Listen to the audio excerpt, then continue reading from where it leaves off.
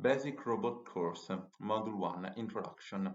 We will see a bit of the history of robotics within Mitsubishi Electric, and then we will analyze a summary of the product range, which we will then go into further detail in the subsequent modules.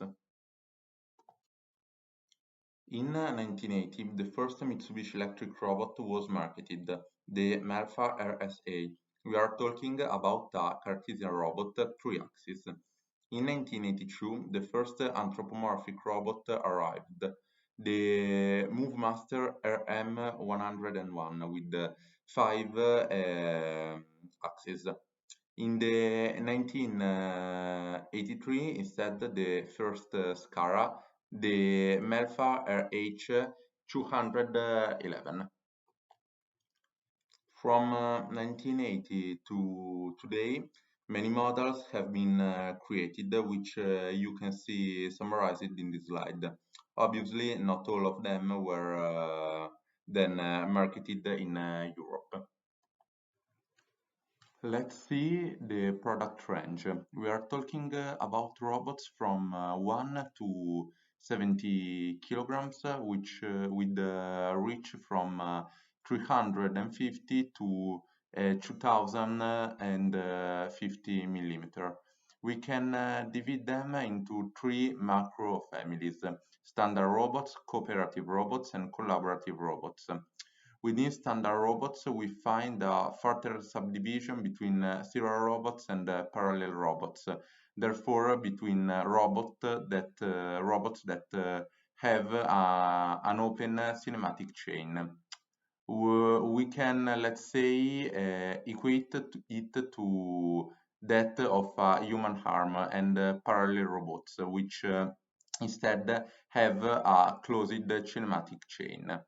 As regard serial robots, we will see the SCARA for floor mounting from their 220 kilogram.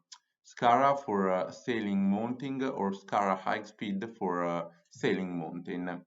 A series of compact SCARA, 3 or 6 kilograms, and 3 types of anthropomorphic. The first range, called small size, from 2 to 20 kilogram, a compact model. Today there is only the 8 kilogram long arm and 3 models, the 35, the 50, and 70 kilogram of the big size family. As regards parallel robots, we will see different solutions for creating delta 2 or 3 or 4D robots with different hardware. What is the first difference that we are going to highlight between standard robots and cooperative robots? When talking about standard robots in the robot kit, we will see that in addition to the arm and cables, there will be the controller. The controller natively implements only one safety functionality. We will see that that it has a module on board. Onboard certified electronics that allow you to manage a series of category 3 or category for 4 inputs. But speaking of functionality, only implements the STO. But what does it mean? We are talking about a function that electronically deactivated the power supply to the motors, and which will therefore stop the robot by inertia. It corresponds to a stop in category 0, therefore it is an uncontrolled stop according to the EC 60200-1. In this functionality, we wanted to add other safety.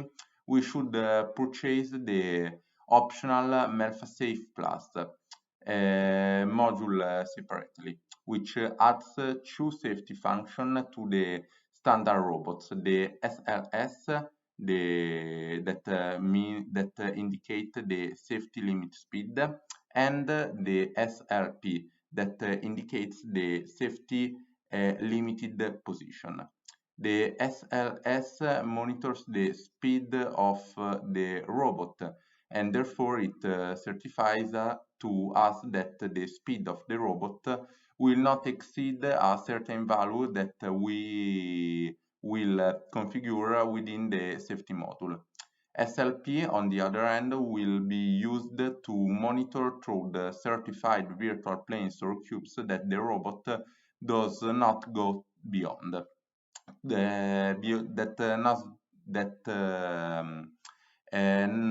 Does not go beyond this plane and the virtual cubes. Moving on to the cooperative robots inside the packaging, we will receive three objects.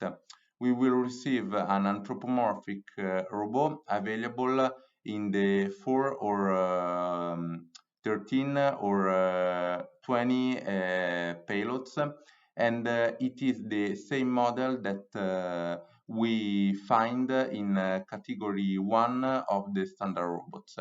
We will find the safety module in the packaging, then our Melfa Safe Plus, and we will also and we will also find an element which is a tactile cover called Melfa Safe Skin. These three objects together allow us to create a slightly different solution to the one we could create with standard robots. Therefore, the regulation for standard robots provide that the approach of the operator must slow down the robot and then stop it.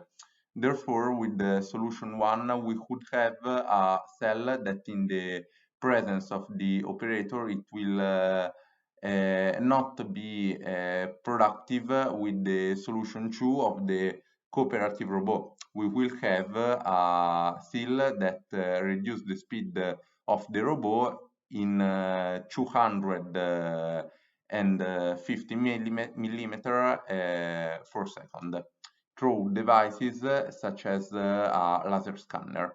But it will be a cell that will continue to produce at reduced speed because the operator's safety will be guaranteed by the safe skin. The last category is the collaborative robots.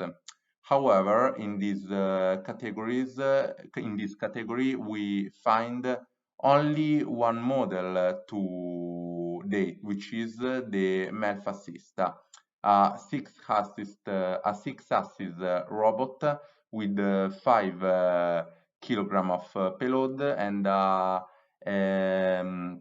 910 reach.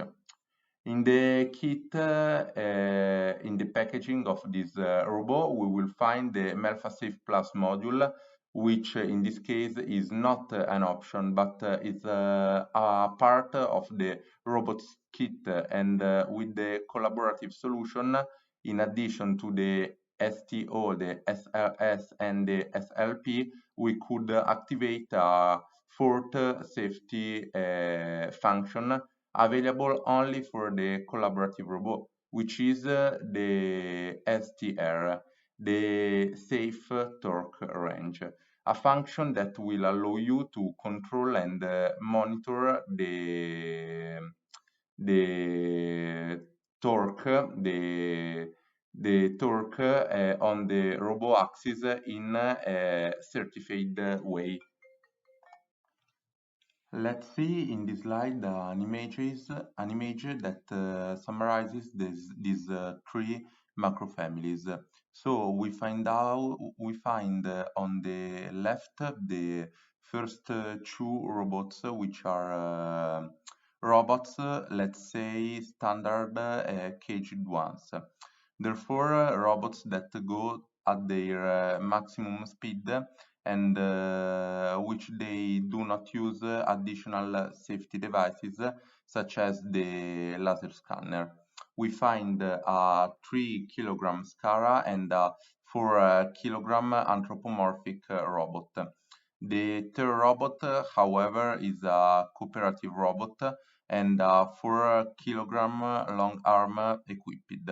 In fact, you can see about discover tactile this Melfa safe skin.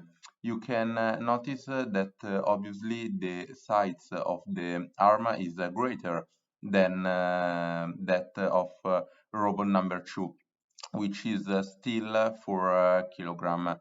So we are talking about the same mechanics in robot 2 and in the robot 3. And the last robot instead is the Melfasista Collaborative, who in 2018, which is the date in which this image was taken during the SPS fair in Parma, it was still a prototype. Today, a very different form, what is seen in this image. It has a completely different design.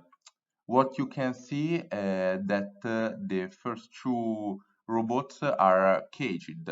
The third robot, however, in addition to having the safe skin, also has a laser scanner. And the fourth robot, however, does not have a laser scanner and therefore can work uncaged. Without the aid of additional safety devices. Another thing I would like to point out is that in the lower part you will find 4 identical controllers. Therefore, from the CR800 family, therefore these 3 solutions of standard robots, cooperative robots or collaborative robots, then it is created anyway by using the exact same controller. Basic robot course module 2, arm types. What we are going to see? We are going to see the different modules of standard robots with open cinematic chain, therefore called serial or with closed cinematic chain called parallel robots, cooperative robots, and collaborative robots. As regards standard serial robots, the first model we are going to analyze is the floor-mounted ladder. We have a range that goes from 3 to 20 kilogram with different outreaches, different courses according to z-axis, and different degrees of protection, which depending on the model range from EP20 to 54, where 54 it also contains type H grease. Instead, for the food sector, we have the defined EP65 oil mist specification. Therefore, they are those contexts where there is oil nebulized in the air, up to the clean room, therefore to the ISO class. Please note that I will constructively show you on the next slide. Both EP54 and EP65 robots have gasket where the robot cover is closed, and this gasket is used to protect them not only from nebulized oil but also from any dust in the environment. To protect the robot, an EP54 or EP65 robot, in addition to these gaskets that are on the covers, pressurization can also be used, which we will see in a later image. What do we find inside the robot's cover? We find 8 inputs and 8 outputs and a LAN cable. The LAN cable, for the LAN cable, we have an RJ45. What can we use for a module of suburbs in a bus like the Profinet or CC-Link? Or we could need it for a vision system that must be wired directly to the robot's wrist. We also have two air hoses, one send, one return. And in this case, they are 6 millimeter in diameter. Here we can see how to identify and interpret the acronym of the label that we find on the side of the robot, where RH stands for robot horizontal, FR stands for the robot series, and the H stand for, in this case, for axis. The SCARA robot has all axes without brakes, except for axis 3 for brake relays. On Gen 3, there is the button in the figure that we see in this image. So in the lower part of the robot, we find this button. Pressing this button releases the brake. To be precise, the brake is released intermittently. So it is normal to hear the brake engaging and releasing intermittently, because on a large robot the gripper could otherwise fall completely, also creating a dangerous situation for the operator. So by pressing this button it is possible to raise or lower the z-axis. Let's see what the axes are inside this robot. Axis 1, axis 2, axis 3, axis 4. And here we see what is the work area, what we call handling, which can be activated within the simulator, RT Toolbox 3. Area which is extremely convenient when carrying out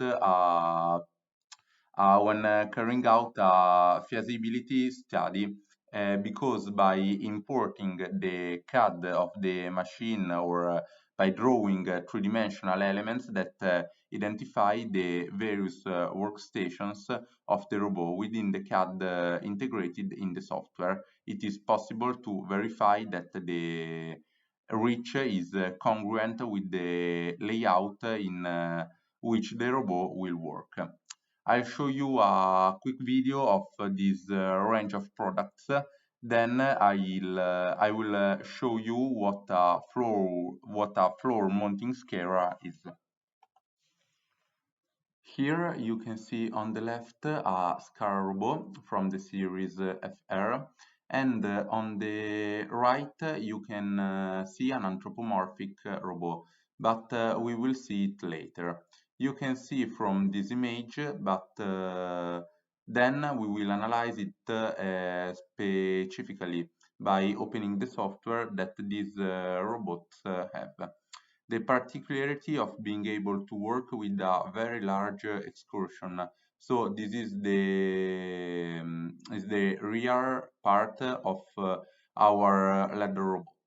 As you can see, we managed to achieve the deposit positions are in this circular geometry, both in one direction and the other. So we can reach the same position from both working direction of the robot. Moving forward, we see that by removing the cover on this model, we find the wiring that I described before. Specifically, two connectors dedicated to the inputs, then we will see how to wire them and which ones. They use two output connectors on the wrist. We are obviously talking about a total of 8 digital inputs, 8 digital outputs, whose power supplies we will see will be withdrawable.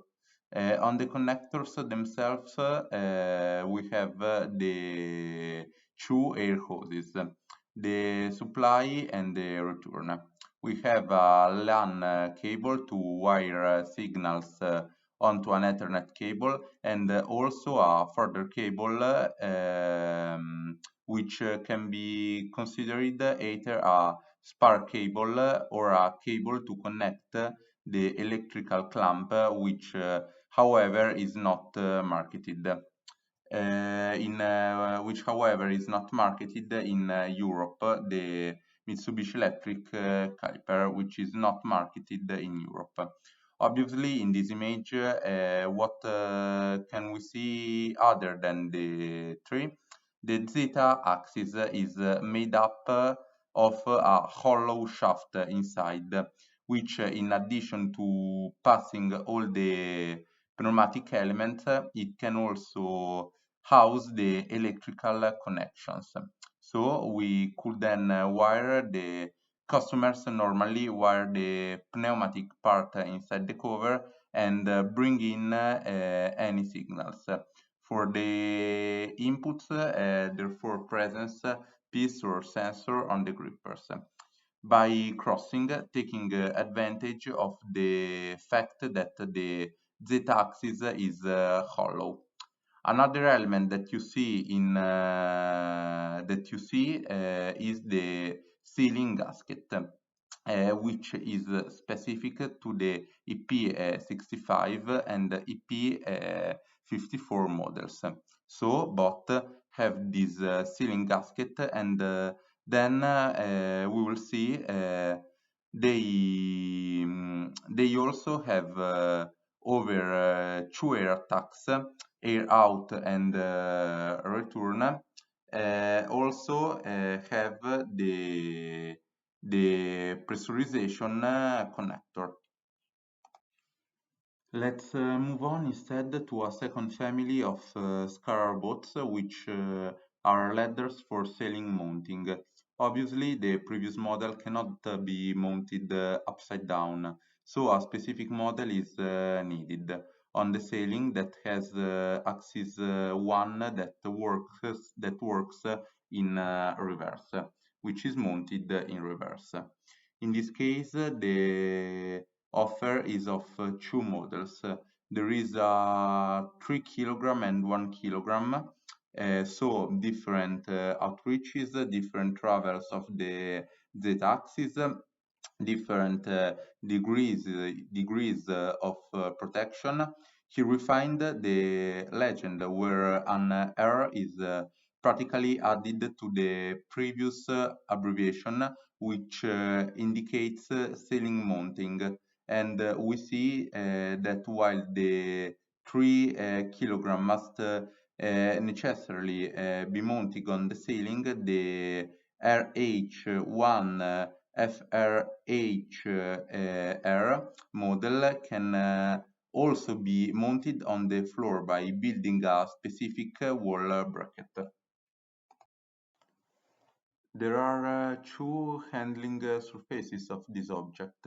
The peculiarity lies in the fact that the robot on the left, which I will now show you in a video, not within this geometry, which which can look like a geometry, let's say C, but it works inside this cylinder. Diameter 700, height 150 millimeter. To be precise, this robot does not reach all positions within this cylinder because its point of singularity is this small cylinder object in the center. So the alignment of all the axes of axis 1 with axis 2 with axis 3 with axis 4 generates a singularity point. which is what we see inside this figure. This instead is the classic SCARA, exactly like the one we see before. There are no particular differences. I'll show you a video of this object here of this SCARA, where we see it mounted on the ceiling. This is an old controller, but the robot at arm level today is built in exactly the same way. And we see that these particular movements, whereby the robot manages to close on itself, allow it to work on the entire surface underneath the robot, making the most of the work area.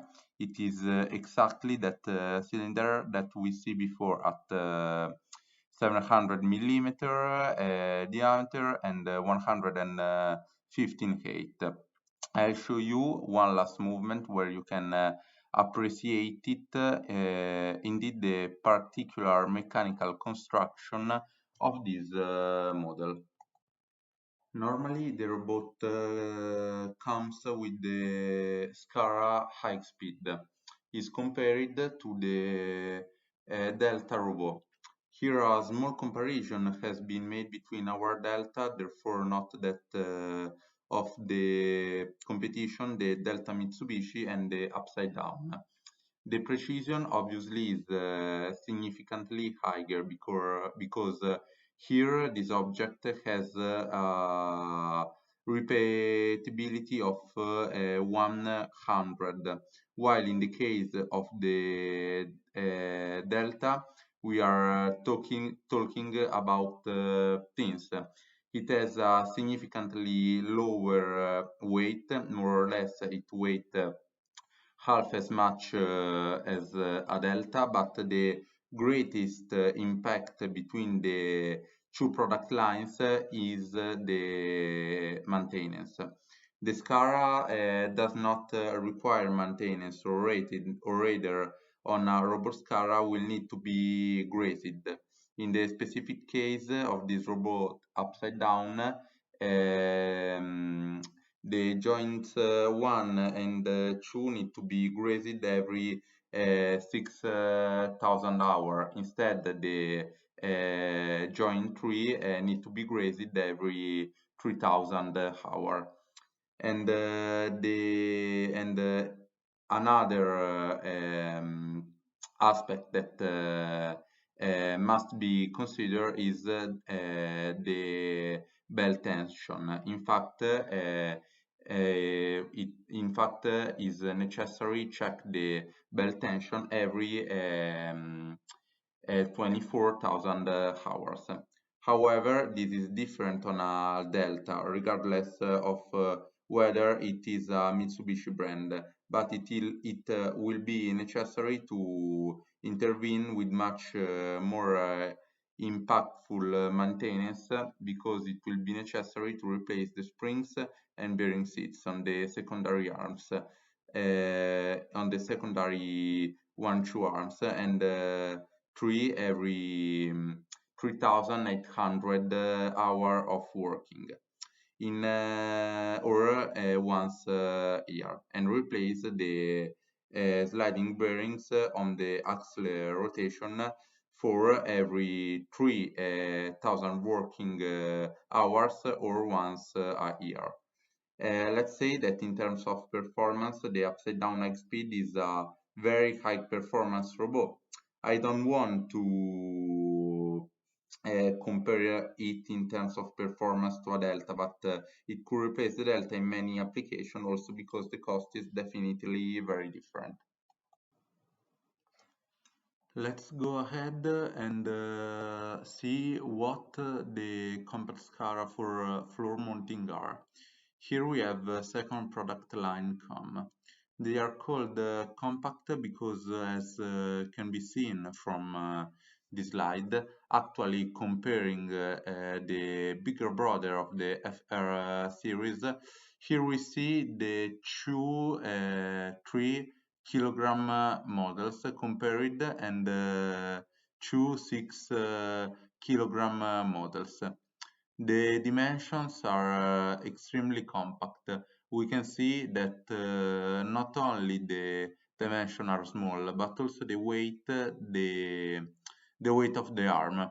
Therefore, in some application where the space in the cell is limited, you can opt for this series, which unlike the previous one, you don't have the wiring passes through the link to, but is passed externally through this tube. The hollow shaft comes out of the cover both in upper and lower part.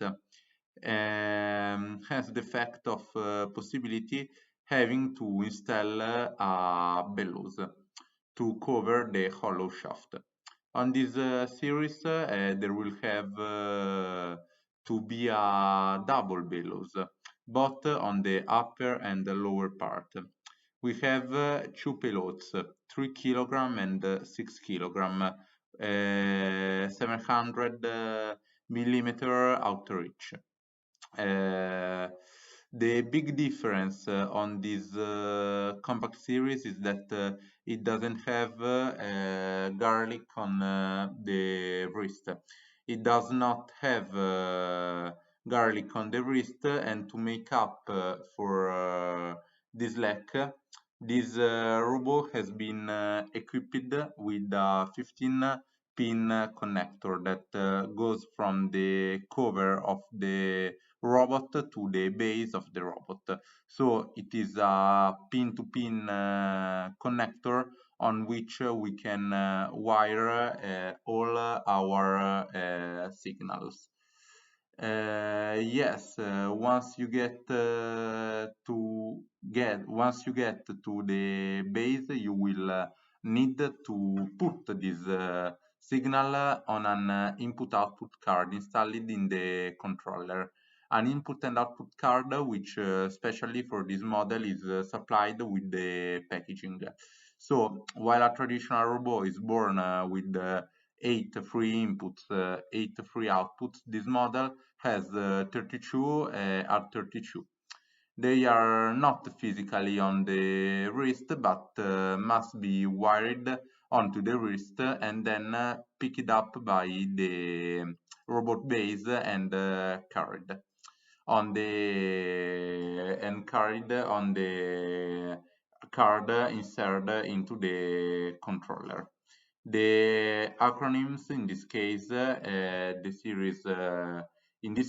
series FR are replaced by the CR series, which stands for compact robot. Let's see the comparison between the two series.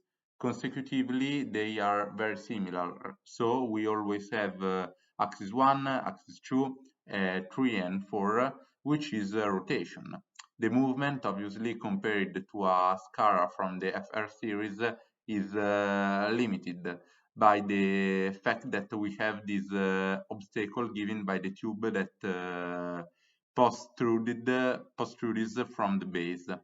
Therefore, the excursion of axis 1 is certainly lower than that of series FR.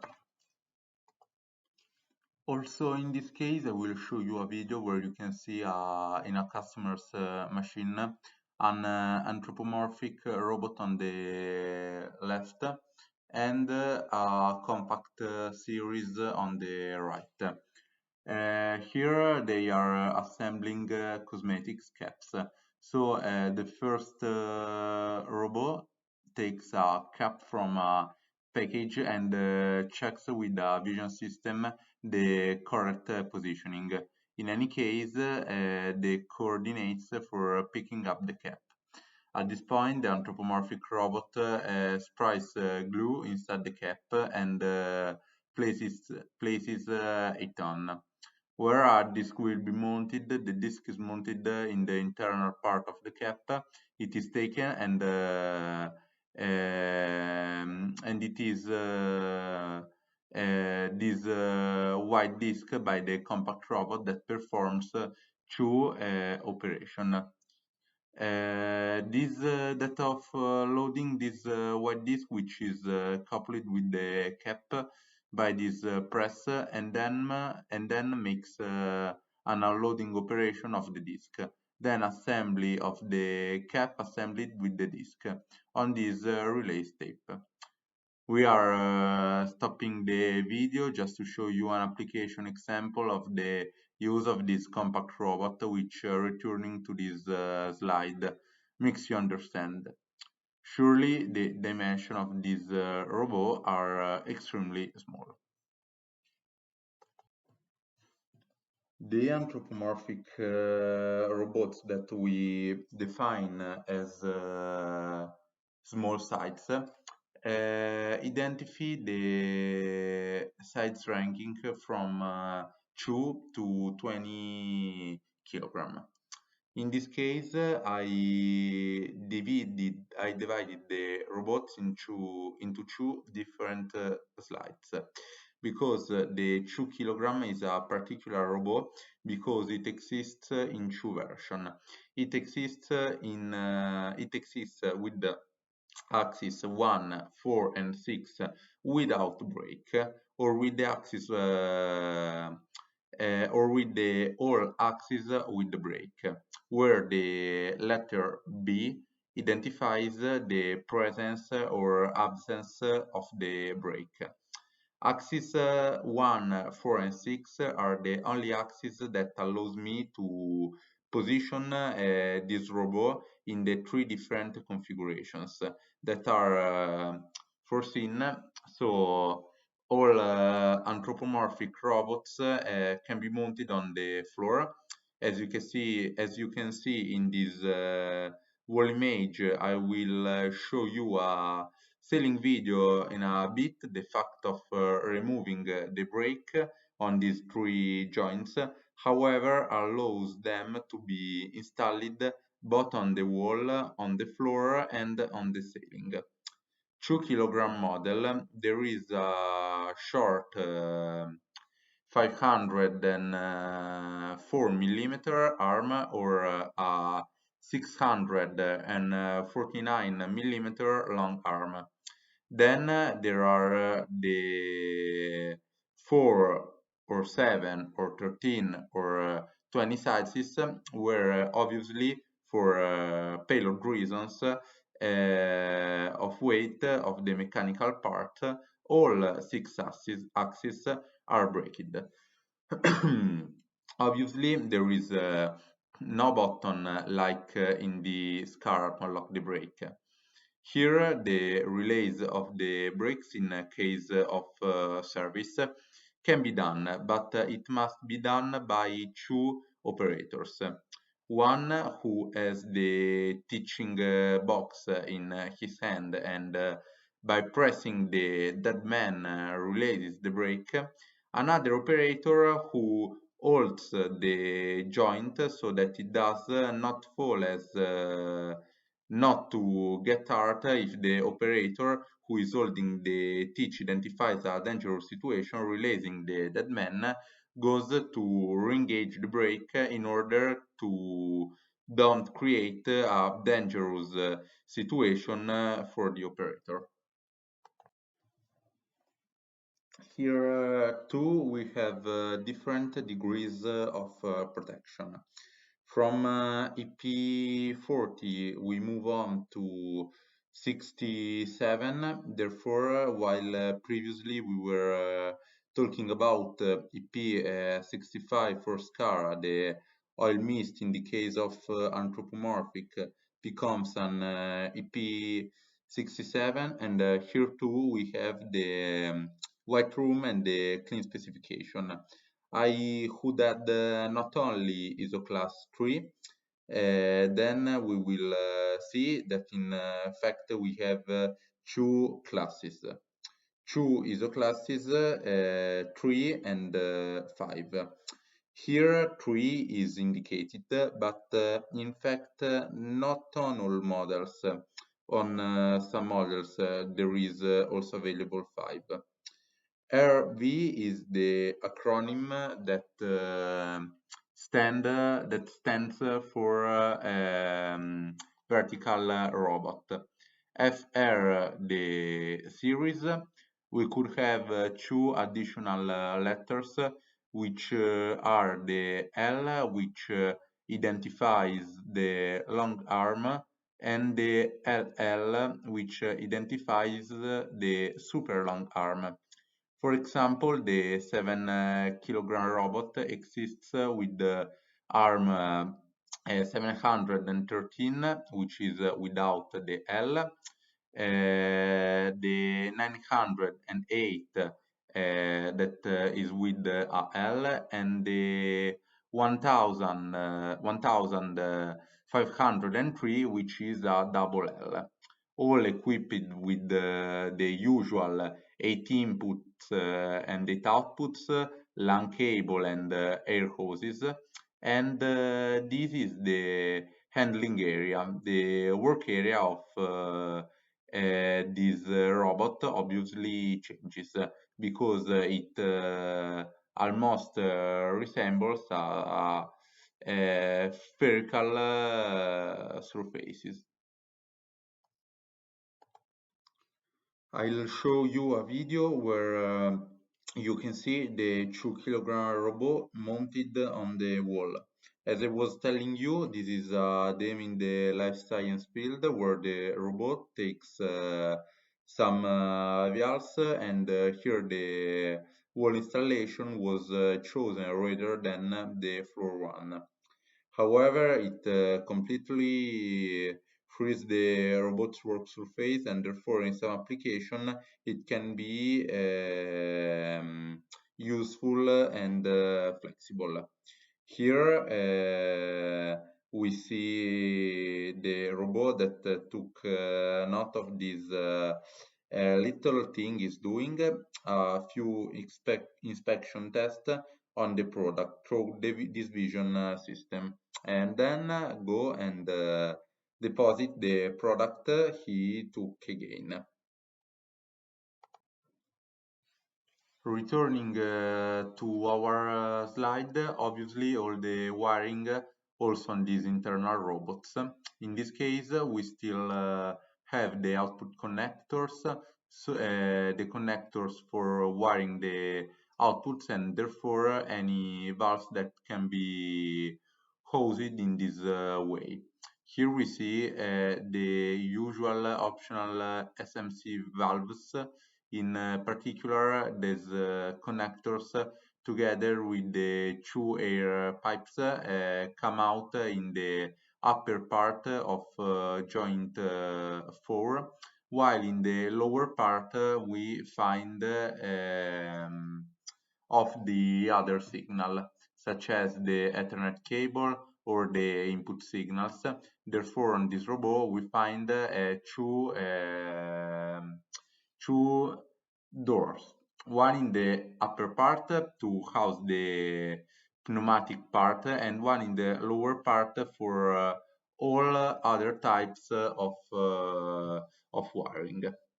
Here we see that in addition to the two air pipes, we could have two further connections for 8 millimeter pipes. One for a vacuum system, which is normally used for the clean room where the air is sucked in, and born from the robot, and one instead for pressurization, where for the oil mist the air is instead pushed in such a way that the arm is pressurized, so that is not too contaminated by from the outside. They are two opposite concepts, because while in the EP 67 we must ensure that the environment does not contaminate the robot, therefore that any nebulized oil does does not end up inside the arm. In the case of the white room, however, the opposite happens. We must ensure that all the elements inside the robot do not contaminate the environment in which the robot is working.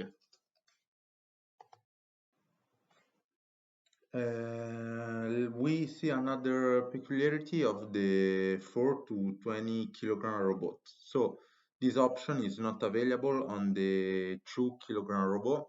So the 4 to 20 models, the 4 to 20 kilogram models can be ordered with the connector CN1, that is the only connector.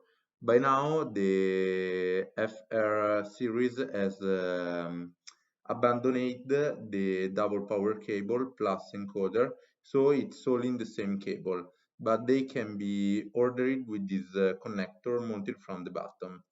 Ordering codes for such models will have a CD, that is cable down ending.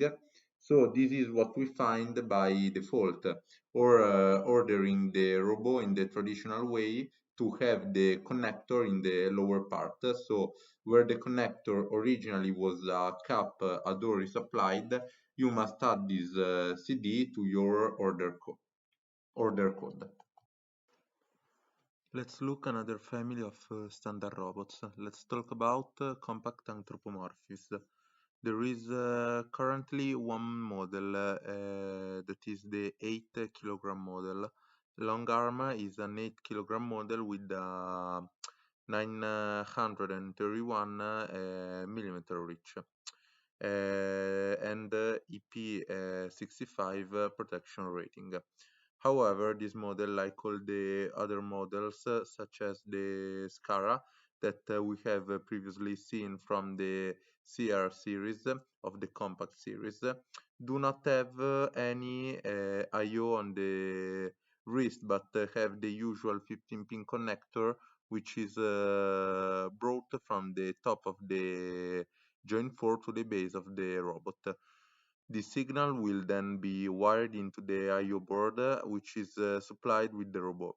I remind you that a car with 32 input add 32 outputs. The robot has a particularity that being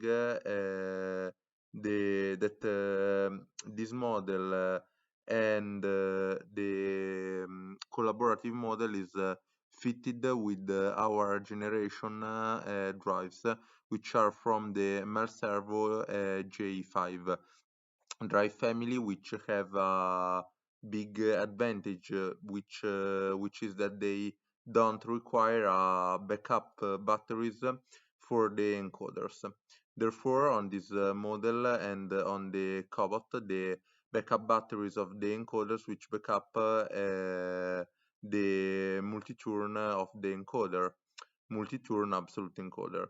So this model and the cobot are the first two models produced by Mitsubishi that don't install any type of battery. The battery on the controller has been gone for some time now. On this model and on the cobot, also the battery on the encoder have been eliminated. Here we see a comparison with the brother who should be older. In fact, 7 kilogram compared to the 8 kilogram. As you can see, the weight is different. The robot is much slim, which is why it's still defined as an anthropomorphic one from the compact series. Also in this case, I will show you a video where you can see an RV8 standing by assembling our operator panel. We are assembling our HMI. Where this can be seen is RV8, which carries out a whole series of operations for inserting the various packaging elements and accompanying the panel. The instruction manual then takes the operator panel, insert it, and closes the package. Now we can accelerate, and here you can see the robot finishing the packaging operation. As regards standard robots with an open cinematic chain, the last family we are going to see is the big size one. We have three models, 35, 50, and 70 kilogram. Here the drawing is central to this slide because all three models use the same mechanics. They use the same reach. They are three robots with reach 2250 millimeter. What changes is precisely the power of the motors that are installed in the three version. The degrees of protection are EP40 or EP67. In this case, the 8 inputs, 8 outputs become 16, and there is also a LAN on the wrist with the air tubes, a little bigger because they are 10 millimeters square. This is the movement area of this robot, which however have the same characteristics as their smaller brother. Therefore, the same type of drive G4 motors with backup batteries, same programming software. And now I will show you an application made in Campania, where we move jars of sauce through this type of robot that takes these full packages and places them inside a box. Here you see the images of this robot, in this case 70 kilogram. It is impossible to understand the type of robot because looking at the arm, they are all the same, and therefore you will then have to see from the label the payload of the robot. At this point, still within the scope of standard robots, we see those that have a closed cinematic chain called parallel robots, and there are several proposals. So we have the Delta 4D 4-axis with the robot controller. So with the exact controller that comes with all other models from 2 to 3 kilogram, different outreaches, different axis travels, z-axis, EP65. This product was born from the collaboration between Mitsubishi Electric, Kodian regarding the carbon fiber arms part, as regarding the mechanics and gearboxes only from witness. Here we see the working area of this model inside the cylinder by specifically 1030 and 300, sorry, with this geometry inside. And here we see the four axes, so the 1, 2, and 3 axes that are constrained, are joined mechanically on the four axes where I have the rotation. The particular one, mechanical construction, this particular cinematic chain is called parallel, precisely because it is closed because the three joints therefore no longer resemble in the case of the open cinematic chain to a human arm. But we have the three motors which are mechanically constrained to the same point where we will also have a fourth motor which serves to give rotation. TCP. Another proposal that Mitsubishi implements in the creation of the delta is to have the delta built using an axis card, a simple module motion. Specifically, here we see an example created with the RD 77, where we have the function blocks, the function block for direct and inverse cinematics, already made by Mitsubishi. And here on the right, you see an image brought by SPS in 2017, where there is a two-axis picture. If you don't need to have three or four axes, you can easily make a two a speaker up to three axes. We use this type of approach with the two or three axes. Then I will show you that if things become more complex, we instead go to other solutions, therefore to motion CPU. What are the strengths? Certainly the flexibility. So the cinematics can be customized by modifying the function block that are fully open. Integration, the Delta is no longer a standalone robot, but can be synchronized with other machine movements. Precisely because here we have brought the programming no longer within the robot world, but therefore within the PLC world. In addition to these two axes that make the 2D picker, I could have the synchronism of this axis with the other axis that I have inside the machine. And obviously another strong point is the operating range, because it is not limited with because it is not limited with some standards available in the catalog, but I can customize but it can be customized on the customer's machine. So if I need an area of work of the 300 millimeter robot, I make myself the 300 millimeter picker. I am not forced to put an excessively large delta if the operational ranger's working area is small.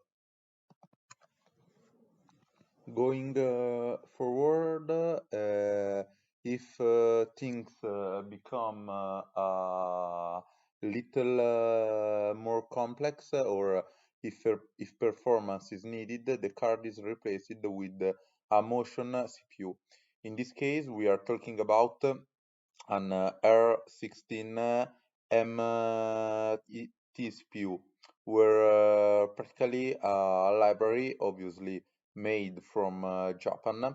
So let's see an example of an example brought by SPS in 2018 of Delta 4D. With a motion CPU inserted in a PLC rack, we can manage up to 8 robots, which can also have a different cinematics. What are these cinematics? They are the ones we see in this slide. So we can create all the cinematic present within this slide. The functions are integrated at the operating system level of the motion CPU by installing a library. Therefore, the main difference between the solution that we saw before, where the performance is linked to the PLC scanning, therefore everything is creating through code. In the case of the installation of these libraries, everything is managed at the operation system level. So we have performance that isn't conditioned that isn't conditioned by how many lines of code or by the length of the program we have written. Is available 3D monitor within the real-time motion management software. The tracking function is implemented with a vision system connected directly to the motion CPU because normally when we talk about pickers, we still want to track objects through tracking function, and this solution also provides and integrated tuning functions are available of the axis dedicated to parallel cinematics.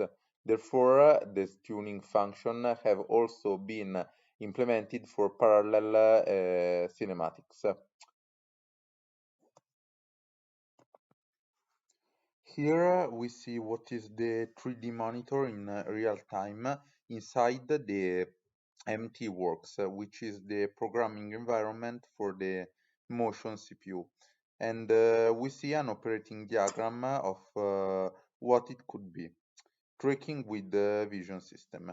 Having finished the overview of standard robots with the cinematic, with the open or closed cinematic chain, therefore serial or parallel, let's see an example of a cooperative robot. AirSkin is a solution for tuning a standard robot into a cobot, allowing you to remove safety barriers. The robot is able to recognize human touch through the use of pressure sensor placed inside the cover. This solution allows you to reach a performance level E. What advantages do we have compared to a collaborative robot that we will see later? First of all, we can have any type of payload. Today we have already created these robots for some customers with the 4 or 13 or a 20 kilogram version. So we could have a cooperative application with a robot. We could have high precision because the repeatabilities are obviously those of standard products, and we could still have a system that is flexible. Flexible because we could use a high performance robot at high speeds in the absence of the operator, who becomes cooperative then in the presence of the operator. You need to buy the robot, you need to buy the safe skin, you need to buy the safety module, the safe plus to the safety module Melfa Safe Plus. We will connect, for example, the signal from a laser scanner to the first channel. So I want to go into the active cell. The first channel, the robot decelerates at a certified speed of 250 millimeter per second because the operator has entered the cell.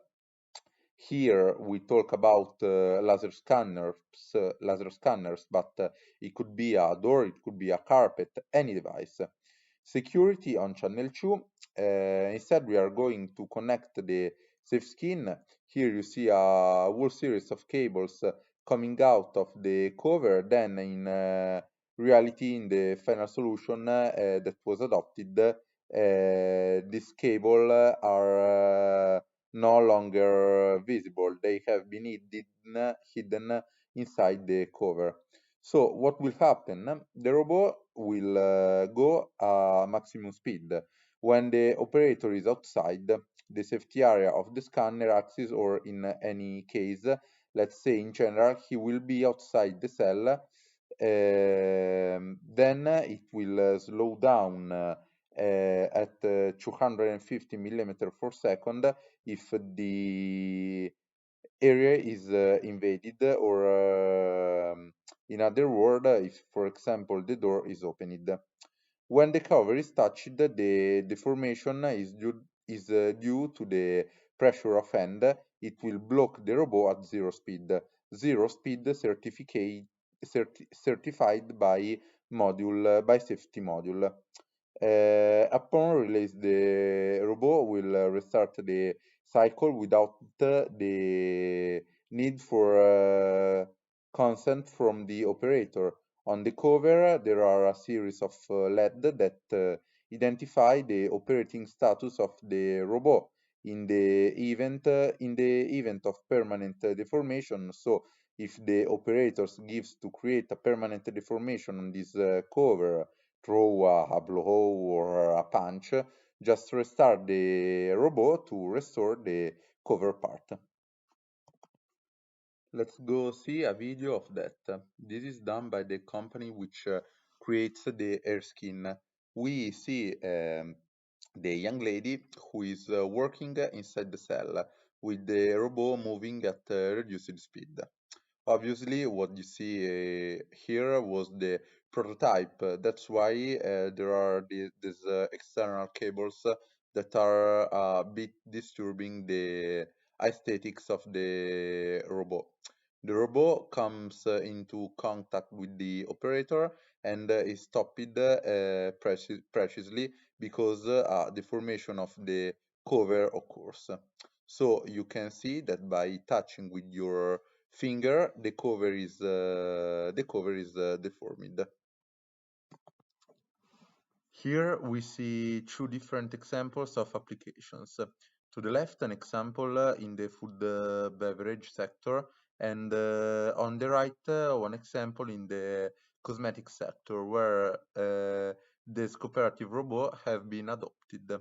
So these traditional robots, in this case, was even mounted a collaborative caliper of shunk, and it was also protected through a bellow, and the bellow was protective by the air skin. And here we see the collaborative robot. It's called Melfasista. It's a six-axis robot, 5 kilogram of payload, 910 millimeter of reach, repeatability of 2 chance, weight of 30 kilogram, and works with 3 speed levels. In the absence of the operator, it can reach a maximum of 1 meter. In collaborative mode, if the risk analyst does not highlight risks for the operator, can it work at 250 millimeter per second, or must he got at 50 millimeter per second in the presence of risk?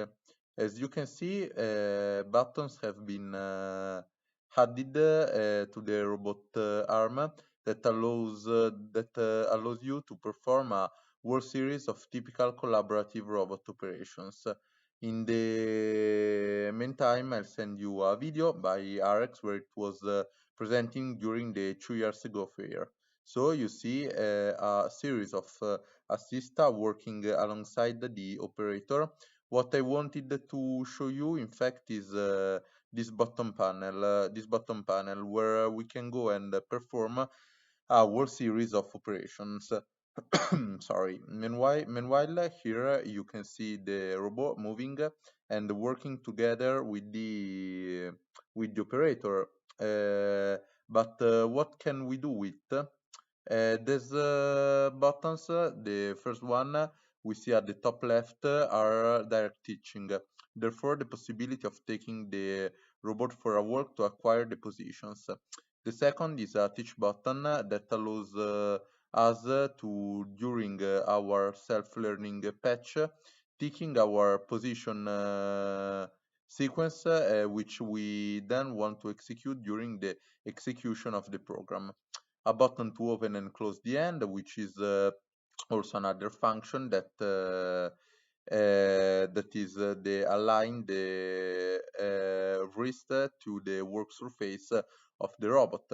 We have a reset button, which is used to reset any error in the event of collision with the operator, for example, or reset the running program.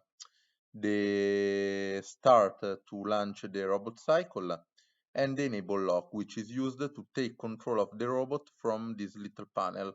Therefore, when I enable it, I go to take control of the robot away from another person, and therefore take control of the robot from this interface mounted on board by By releasing this button, the control returns to an eventual PLC. However, to an external object that is controlling the robot. Here you see another interesting thing that is software that this robot has a dedicated programming software called RT VisualBox and can be programmed with this graphics mode. So pay attention to objects as we will see shortly. The robots can be programmed with RT Toolbox 3. Therefore, an extremely interesting thing about the cobot, which has a dual approach to programming. Indeed, to be honest, in the moments in which I program with RT VisualBox in a graphic way, however, the code that is sent comes to Melfa anyway basic, and it is therefore the same code that I am going to generate with the RT Toolbox 3. So that what this interface does it through the programming of the robot with this graphics object, a function written in Melfa is generated basic inside the controller, and my program consists of performing this function in cascade. So there are not two different ways of programming Mitsubishi robots, but there is only one method or only one way, which is that programming through the Melfa Basic, which we will see in a bit. Basic Robot Course, Module number 3, ARM Features. What we will see? We will talk about degrees, about protection. We will talk about the internal wiring of a SCARA robot and of an anthropomorphic robot. We will see what needs to be done on the arm, and then we'll talk about grounding the arm. We will see what the special robots are, and specifically the robots with the ATEX certification ESD ISO class 5. EP protection code classifies and evaluates the degree of protection provided by mechanical enclosures and electrical panel against the intrusion of both solid particles such as body parts and dust, and the intrusion of liquids. The fixed terms EP is followed by the two digits and two optional letters. The first digit indicates the level of protection from solid particles. The second instead indicates the protection against access by liquids. Let's quickly look at some example. In the case of the SCARA high-speed robot for sailing mountain, we have these two versions, an EP20 and EP65. So if we talk about EP65, it means totally protected against dust and protected from water jets. Instead of here, we see other solution of the SCARA robot for sailing mountain, SCARA robot for floor mounting. Obviously, the acronym VMEC EP65 oil mist and ISO class predict the ordering of the bellows, which in any case is a code that must be added to the order. Going instead to the anthropomorphic robot, we find the EP67, which means totally protected against dust, but also protected from temporary immersion. Let's see what's inside a SCARA robot. This is the back part. So in the back part we find the cable that goes from the arm to the controller. So it's the cable that is used for the transmission of both the power and the encoder signals. We also find all the various air connections. So we find the vacuum for the clean room version. So we say that is attached here, is attached here of aspiration. We find the ER pairage, which is used for the EP54 and EP65 to press release the arm. We also find the air in and the return, which are the return delivery for the air pipes. Therefore, to go and bring the air solenoid valves mounted inside the cover. And we also find two other electrical cables, a LAN cable. So from this plug you can see in this image on the left our RJ45 comes out, which starts from cover and ends up on the base of the robot. And we also find a cable called AD, you can see in this image, which is used for the multifunction electric pin and electric tongue, not marketed in Italy. Looking at the next slide, what happens if we remove the cover? First of all, let's see the gasket, which is typical of the EP54 and EP65. So in addition to having pressurization, these two models have sealing gaskets on all the cover. Gaskets which serve precisely to limit or in any case to avoid the dust or oil mist entering the cover. Inside the cover we also find a series of cables, so we still find the two air pipes. We find two connectors to connect the inputs on the wrist, two connectors to connect the outputs on the wrist, a LAN cable, a cable for the electric lamp, which we said is an object not marketed in Italy, and in this image we also see the valves installed inside the cover. They are optional SMC branded items that can be installed with a maximum configuration of 4 bistable valves. Let's go ahead and analyze the famous 4 connectors.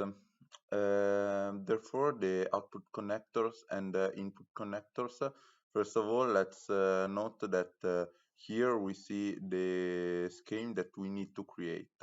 Please note that all these schemes are obviously in source logic, so in PNP logic.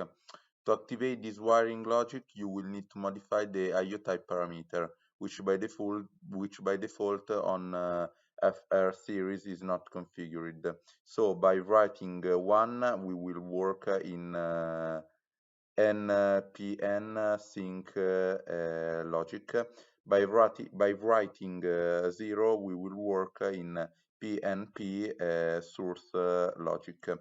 This schema refers precisely to the source logic, so as far as it concerns the inputs on the connector, we will find 24 volt internal volt and 0 internal volt. So we could take our signal 24 volt, enter our sensor and close the signal on one of the 8 available inputs, which are marked from 900 to 907. Similar for output. So the positive signal comes out of the transistor, go to power our output, our load, which must then be closed on 0 volt, which is always internal. Also be careful that the load of an output is quite limited. We are talking about 0.1 amperes at 24 volt DC, And another important element is the response of these inputs and outputs, which is 3.5 milliseconds. Um, 3.5 milliseconds, which is the same refresh time as the I/O that can be studied inside the controller. A relatively longer time compared instead to the processing time of the fast inputs typically used for tracking that we find in the controller connectors. As far as the anthropomorphic robot is concerned, things are not very different in the sense that we always have on single cables for power and encoders. Here we see a robot that has been hung anthropomorphically. It has been mounted on the ceiling. It is an EP40 version, so we only find the air pipes, but we don't find those relating to pressurization.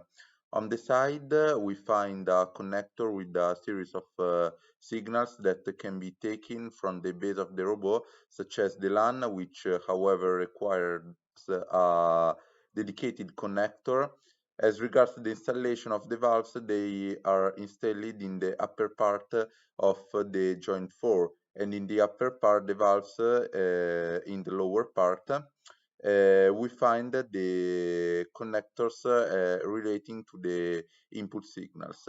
Then in the upper part we find the two air pipes, and we find the connectors GR1, GR2, which are precisely referring to the outputs and are used precisely to power any valves. In the lower part, we find our 8 inputs, which are found on the connectors, and on OP1 connector, we find a series of spare signals. On OP2 and on OP2 and the power supplies on OP3 or OP4. We also find a LAN cable, which however in this case is not equipped with the RJ45, but a dedicated connector, which however can be found in our catalog. As regard the pneumatics, the pneumatic part, everything is the same as before. So we have our air page and our return for the delivery and the return of the air pipes that go to the solenoid valve. We have our vacuum as far as the clean room is concerned, and we have our air page as far as EP67 is concerned, and nothing change compared to the scheme we saw before. Everything is identical. Just pay attention that on the 2 kilogram model, therefore the RV2FR, we with both short arms and long arms, the IO available are not 8 at 8, but are 4 at 4. Always pay attention when writing the terminal, the earth terminal. Treated that we find on the arm of the robot, and also be careful to follow the indicated section, which are obviously referred to in AVG, are difficult to convert. It is feasible one by one. However, we are talking about a section greater than 4.2 millimeter square, or in any case the earth bar should be as close as possible to the section that is located. Alarm and to the robot controller, and the length of the ground wire should be as short as possible. These are obviously indications that apply to respect the MC. And they are indication that regardless of the use of a robot or a dry, they are indication that you find in any device which requires precaution to respect the MC. Here you will find on the right the terminal of the screw to connect the air cable on the anthropomorphic. On the left is the one for the SCARA. And what about special robots? They are They are new in the latest catalog. In addition to the standard version, oil mist, clean room, and clean room. Therefore, the standard type, oil mist type, and clean room type. We now find the special types, where special types means ESD/ATEX as far as anthropomorphic are concerned, and ESD means as far as SCARA ones are concerned. Let's see what the ATEX directive means. The ATEX directive is the product directive which concerns equipment that is intended to work in a potential explosive atmosphere. Therefore, it is possible to have for the for the RVFRM family, therefore for the anthropomorphic robots, an ATEX certification which is done through an external company, and which can it certify the use of the robot in zone sorry, in zone 1 and zone 2. Here there are a series of indication regarding the various zones foreseen by the ATEX regulations. Each robot will be accompanied by an operating manual with the installation, instruction, and declaration, obviously, of conformity. This is an example of a certificate that comes with the robot. Here you will find a series of acronyms relating to the 7 kilogram robot. Obviously, any robot can follow this certification path, this certification path. As regard the special robot with the ESD certification, what is this certification? ESD is the abbreviation of electrostatic discharge.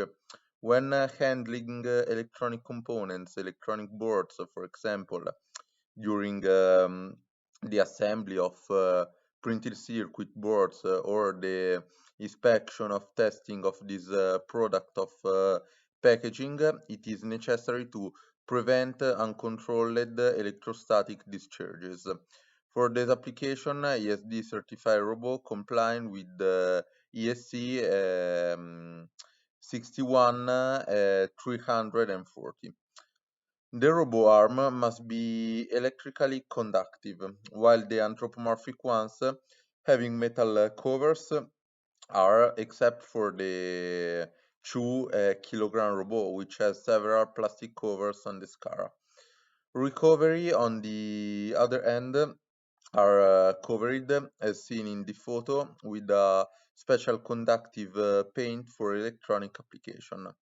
Here you will find a list of robots that currently have ESD certification. So the cobot and the 3 kilogram upside down have also recently been added. Last information relating to special robot. Let's talk about robots intended for clean rooms. But what is the clean room? The clean room, also known as a clean laboratory, is a chemical, mechanical, or electronic laboratory environment whose main characteristic is the presence of a very poor air with a very low content of suspending dust microparticles. From here, a sort of classification arises linked to the quantity of these particles for cubic meter. Be careful that the question could arise spontaneously because we have to add a new ISO class 5 certification if we already have ISO class 3. Going back to the previous slides, when we talk about clean rooms, we find ISO class 5 on various products and only recently only recently ISO class 5 is introduced. It's it is the ISO class 3 is certainly better than ISO class 5. You can see it from this table because the maximum quantity of particles is lower. ISO class 3 robots are very expensive and requires a suction system connected to the robot. What we were saying before, so in an ISO class 3 robot, I have to connect the attack that was seen in the slide, which is the attack of the vacuum, which is used to create a sort of suction. ISO class 5 instead, on the other end, the ISO class 5 can be obtained with a standard robot using an oil mist robot type. In most application, in our experience, we have noticed that an ISO class 5 may be sufficient. But can a robot that costs the customer less than an ISO class be enough? Because the three only models are currently available. Obviously, this certification operation can also be done in other model. Basic Robot Module Course 4. Controller Types. We will see the two types of controllers available, the D version and the R version. Two different types of controllers are available. The D version is defined as a stand-alone controller. It was designed for single robot cells and can be interfaced with the outside through a field bus or I/O. Therefore, the master of the cell may be a PLC, and we talk to the PLC through a field bus or using digital I/O. The second type is the R series, that is a controller compatible with the IQR platform with the through a multi CPU system with transparent integration with all the other devices connected to the rack of the PLC. So the robot CPU is brought inside the rack of the PLC and exploits all the potential of the PLC because it manages to use all the modules of the PLC installed on the rack. So we find the two versions on the left, the robot CPU, then external to the controller. On the right, standalone version. Be careful that we are talking about the exact same controller. Through a parameter is possible to turn off or turn on the control of the robot from the outside. Obviously, in the CR800R version, you have to order an extra piece, which is the CPU robot. Sorry, that arrives together with its connection cable, which is an optical fiber that it is interconnected between the controller and the robot CPU. In the standalone version, instead, this element is not needed because we are going to exploit the intelligence on board the controller. The important thing, however, is that a standalone controller can one day become a R version, and the R version can be made into a standalone version through a parameter and through the use or not use the IQR. The communication between the controller and the CPU in the case of the R version occurs through a symbol cable, which is an optical fiber. taking advantage of our proprietary bus called SSC Net 3, which travels at a speed of 100 Mbps.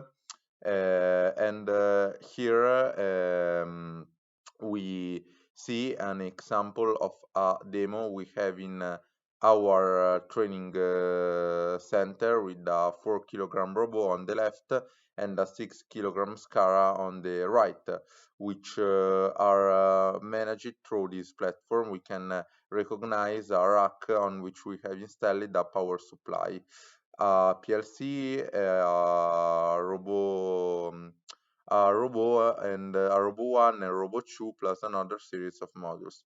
To create this configuration, the first CPU must always be a CPU PLC and three other possible CPU. Therefore, the maximum configuration includes four CPU in total. The other three CPUs can be CPUs of various type, therefore they can be motion CPU, numerical control CPU, robot CPU, and in this case we see two robots which are exactly the one we see in the image. Almost all features are supported by bot controller version except for two features. So in this diagram I have listed all the native function of the robot integrated. It means free for optional, I mean paid optional, but not because it is sold, but because additional hardware is needed, with the exception of this cooperative control and in the collision avoidance. There are actually three. We will also see a third related to security. These two function with the third, which we will see shortly, require the IQR platform, because for those who use high-speed communication between the CPU installed on the rack, we are talking about approximately 14,000 words exchanged on the bus with a data exchange processing time of 222 microseconds. Let's go and see compliant control. If I could start talking about compliance control, this function allows the movement torque to be softened and is useful in all application in which the robot must is useful in this application in which the robot must deposit a piece subject to external forces or perform the insertion of a piece that requires position adaptation. It is normally used in storage, in the removal of pieces from numerical control machine or grippers. Let's go see a video of what is compliance control. This example where we have an example of buys and an example of placing a piece, for example, inside a tray. So in the first case, we have the activation of the compliance control when we give the piece to the vice. As you can see, the wrist of the robot is dragged. And in case number two, when inserting the piece, for example, inside a pallet or a tray, we have the function activating during storage, precisely because we can activate or deactivate it when we need it in such a way as to be guided in the process, inserting the piece, and this is compliance control, available on all types of robots. At this point, let's look instead by returning to the scheme. What is a collision detection? The collision detection is a function that checks whether if the arm collides with an obstacle during jog movement or automatically movement, and so helps to prevent breakage of the robot, the tool, or object present in the air. Let's see an example. Also, in this case of an application in which I show you an example of collision management detection done with a coffee glass with a paper cup in the first test. The collision is turned off and the robot goes to crush the glass. In this case, however, collision is active by working on the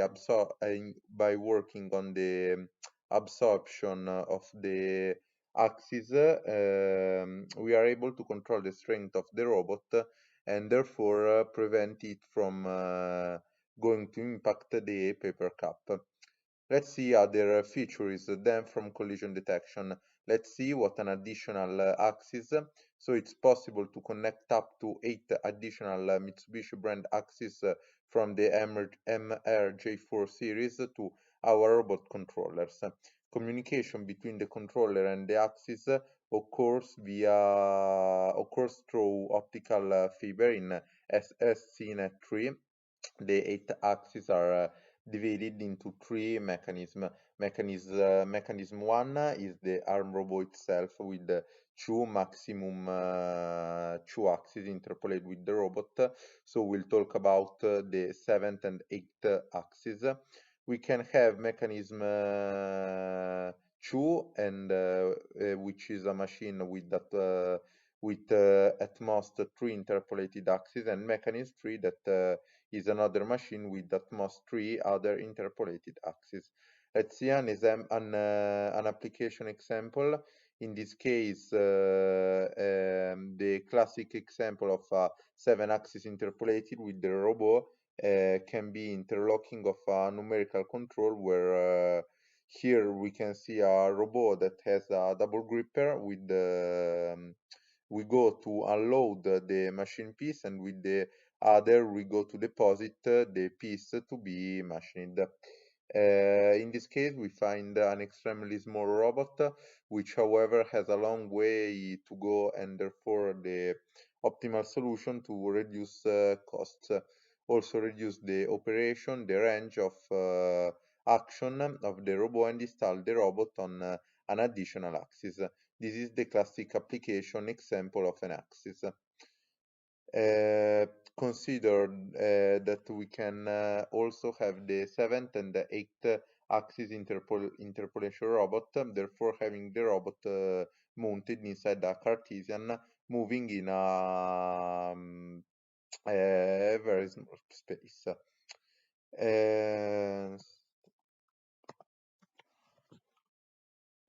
We are talking about tracking. Tracking allows you to pick up and deposit a moving object on a conveyor belt that has a speed, but be careful, however, the speed doesn't exceed 500 millimeter per second, ensuring continuous movement of the robot without arrest. We can connect a maximum of 2 incremental encoders directly to the controller, because could we have the picking belt and the deposit belt traveling at 2 different speeds? We can have 2 possible configuration: tracking with sensor when the pieces arrive on the belt in an orderly manner. I'll show you a video of this specific case. So let's talk about sensor tracking. In this image, you can see an encoder here on the right, and there is an photocell that detects the piece. So we are talking about tracking with a sensor of tracking with a vision system. Furthermore, if the pieces on the belt arrive in no particular order, we can have 2 types of tracking. We can have either tracking on our conveyor, as in this video, or we can also have tracking on the rotating table. In this case, we will talk about circular tracking. Let's move on to analyze the various functions. Obviously, it is possible to connect any type of vision system of any brand to the controller. For connecting the vision system, Usually we work on Ethernet in TCP/IP using a protocol called HASH data link. It is extremely simple to interface a vision system to the controller because they are simply for instruction, which are the opening and closing of communication more than instruction for receiving or sending data to and from a vision system. Also in this case, I will show you a very small video where you can see a camera mounted on the wrist of the robot carrying out an inspection, an assembled object. Even using an additional axis interpolated with the robot, from this image we can perceive that the additional axis does not necessarily have to be a linear axis, but could easily be a rotary table on which we have deposited a piece, and the fact of interpolating these seventh axis with the robot certainly save us time during the movement of the two objects together. Here we see this camera doing inspection of this assembled part, and obviously the robot will then be interconnected in application of this type with PC or HMI to highlight those what the report is. A series of the report of the various checks that have been performed on an operator interface. So here we could see on this image a series of images as well as the images processed by the camera of tests that can give a positive or negative result. Let's go back to this image from the vision sensor. Let's move on to the spline. So what is the spline? It is a function, or rather it is the only function that together with MelfaWorks, which is a software, more than MelfaWorks, today we are talking about RT Toolbox 3 Professional. Is an add-on to SolidWorks that allows together the spline to guarantee a movement of the robot at constant speed for the import, at constant speed. But for the import of a spline in RT Toolbox 3, we can use three different approaches. We can import an XF file, or we can import a CSV file, or we can still generate our series of points using a robot program. Also in this case, I'll show you an example of a process that was performed with the import of a file XF, and this operation of sending a component is done. So this is a tool that is stationary and rotates, and the robot goes around the tool to do the machining of the on the piece. From the spline we move on to real-time control. From the spline, we move on to real-time control. Here, with the real-time controls, things get a little more complicated. In reality, in real-time control is called protocol MXT. So now we will see some information on Ethernet-based communication protocols. The protocol MXT is a communication channel such that the robot controller turns off all the intelligence, leaves only the driver active, and listen to the set point of each individual positioning from the outside. That is from the outside. We generate the robot set point instant by instant at a known and fixed rate of the robot control. It will reach the individual set instant by instant, which we went to impart, instant by instant, which we went to impart. An example that, fairly simple example that I can show you of managing real-time or real-time control function could be that relating to the use of interfacing a mouse 3D to the robot. Here we see a SCARA robot that has been integrated with this mouse that you see at the bottom of the screen. It's a very convenient quick mouse, and in real-time control is in this video is therefore a 3D wireless mouse, and as you can see, the operator is able to move the robot in a very intuitive and a simple way. Also because usually if the operator testing the machine is not an expert in using a teaching pendant, this is an example of the use of real-time control. Regarding these two functions, we will see them later. Let's jump to that of the force sensor. So we talked about integrated function because they are purely software function. Let's now talk about optional functions, which are functions that requires the purchase of additional hardware. The first one we are going to see is that of the force sensor. So I'll show you a very simple video where you can see that load cell has been mounted on the robot's wrist. It is equipped with a whole series of objects that allows complete integration with the controller and is therefore programmed with the RT Toolbox tree completely. And here we see an application where we are going to control the zeta thrust of the zeta thrust of the robot to follow a profile that is not known. Another optional function is the MelfaSafe Plus, which is a function increasingly used. So we are talking of an optional safety control unit, therefore of tube certified hardware that allows me to implement two safety devices, which are the SLS, therefore the control of the speed of the certified robot, and the SLP, which is the control of the movement space of the robot, also certificate. A laser scanner has been connected here in this video, which has a range of approximately 270. So the access part to the cell on the front of the robot is completely free, but the operator arrives on the carpet. We have designed two areas to identify the slowing down and stopping part of the robot.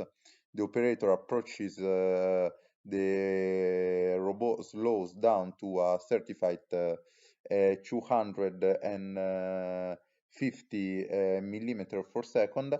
The operator approaches further to take the pieces away from the cell to pick up the tray, and the robot stops at a certified speed of 0 millimeter per second. Managing from cell, the robot returns to work with its nominal speed. This module is an optional module and is called Melfa Safe Plus. It can be installed of any type of robot and is the same that comes with the cobot, so the collaborative robot.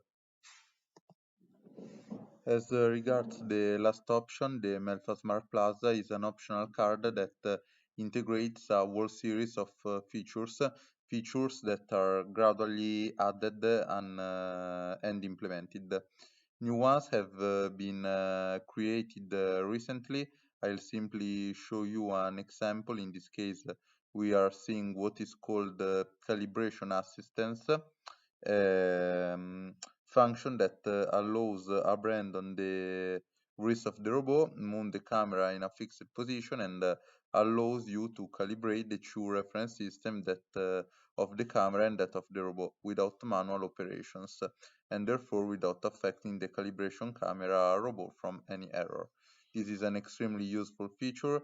First of all, because it increases the precision of the calibration, it makes the calibration repeatable because it is not affected by human error. But another fundamental element is that allows us to do the camera robot calibration within matter of a handful of seconds.